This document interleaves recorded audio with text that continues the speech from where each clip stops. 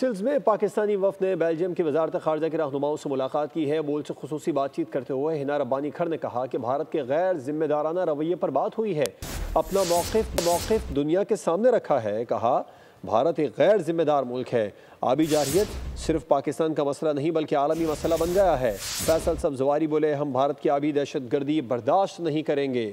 پاکستان بھارت سے بات چیت کے لیے تیار ہے لیکن وہ نہیں۔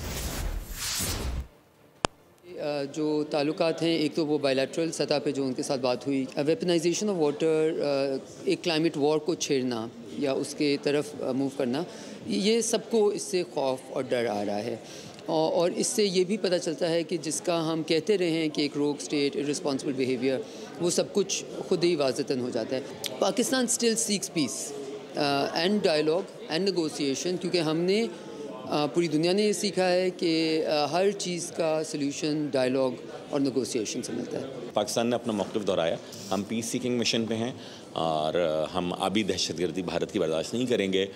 خدا نخواستہ کوئی ٹینشن ہوتی ہے، کوئی دہشت گردی کے واقعات یا اس سے ریلیٹڈ چیزیں ہوتی ہیں، دونوں ممالک میں کہیں بھی پاکستان آمادہ ہے بھارت کے ساتھ بات چیت کرنے کے لیے۔ بھارت بات چیت نہیں کرنا چاہتا، اور ہم یہی کہہ رہے ہیں دنیا کو، تمام اہم ممالک کو، اقوام متحدہ کو، کہ اگر کوئی ایسا پلیٹ فارم بنتا ہے جہاں پاکستان بھارت آپس میں بات کریں یا کوئی اور ممالک بیٹھیں، پاکستان تیار ہے، آج بھی آئندہ بھی۔